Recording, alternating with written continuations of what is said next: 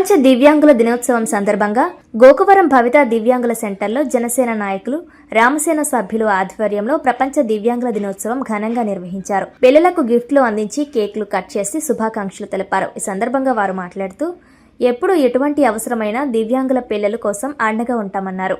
ఈ కార్యక్రమానికి MEO Gauramma, MEO 2 చిమ్మరాజు ద్వారా విచ్చేసి పిల్లల తల్లిదండ్రులకు పిల్లల భవిష్యత్తును ఉద్దేశించి సందేశాన్ని అందించారు. అనంతరం కేక్ కట్ చేసి వారికి శుభాకాంక్షలు తెలిపారు. అనంతరం జనసేన నాయకులు, రామసేన సభ్యులు పిల్లలకు భోజనాలు వడ్డించి గిఫ్ట్లు అందజేశారు. భవిత దివ్యాంగుల సెంటర్ కు తాము అండగా నిలుస్తామని హామీ ఇచ్చారు. ఈ కార్యక్రమంలో జనసేన నాయకులు, రామసేన సభ్యులు, దివ్యాంగుల తల్లిదండ్రులు, స్కూల్ టీచర్స్ తదితరులు పాల్గొన్నారు.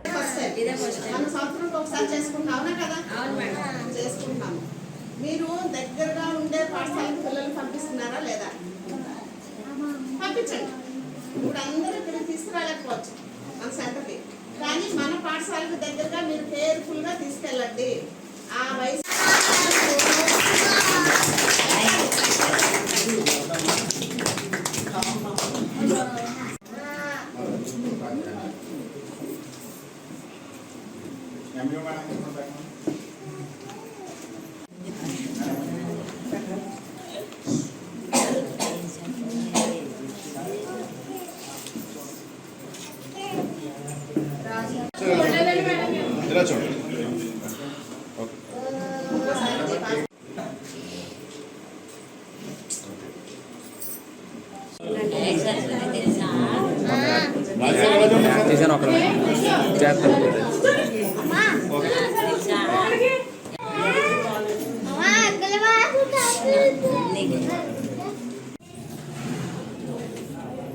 చూడండి.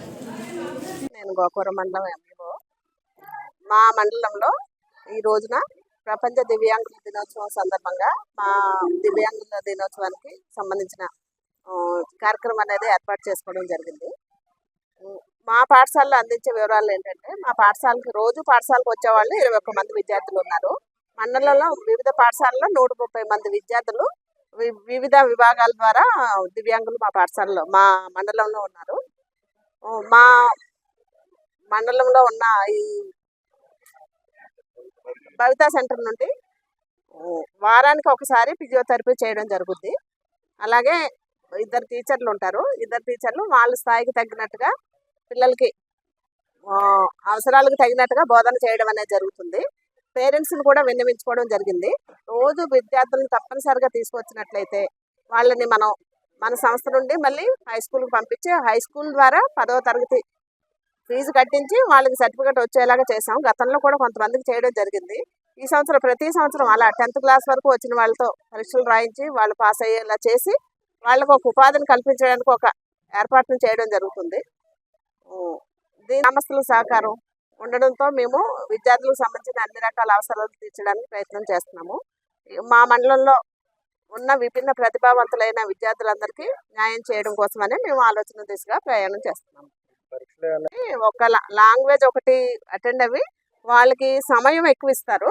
విభిన్న ప్రతిభావంతులకి సబ్జెక్ట్ని బట్టి ఇలా 3 లాంగ్వేజ్లో ఒకటి రాస్తారు. హాఫ్ అన్ అవర్, ప్రతి దానికి 20 నిమిషాలు చొప్పున half an hour extra time ఇస్తారు. దాంతోపాటు ఒక స్క్రైబ్ని ఇస్తారు. అంటే ఉదాహరణకి బ్లైండ్ ఉన్నారు, అలాంటి వాళ్ళకి స్క్రైబ్ అవసరం ఉండదు. మెయిన్ చేతితో రాయడానికి వీలుగా లేని వాళ్ళకి స్క్రైబ్ అనేది ఇవ్వడం జరుగుతుంది. కేవలం నోట్తోనే చెప్పి రాయడానికి చేతులు సహకరించిన వాళ్ళు, ఇలాంటి వాళ్ళకి స్క్రైబ్ ద్వారా కూడా రాయించి వాళ్ళకి అవకాశాలు కల్పించడం జరుగుతుంది. మార్కుల్లో కూడా వాళ్ళకి మినిమం మార్కులతో పాస్ అయ్యేలా చూస్తారు. అంటే వాళ్ళు ఎగ్జామినేషన్ అటెంప్ట్ చేసి వాళ్ళకి 20 మార్క్స్ ద్వారా వాళ్ళు పాస్ అయ్యేలా ఉంటుంది. లాంగ్వేజ్లో కూడా ఉంటుంది.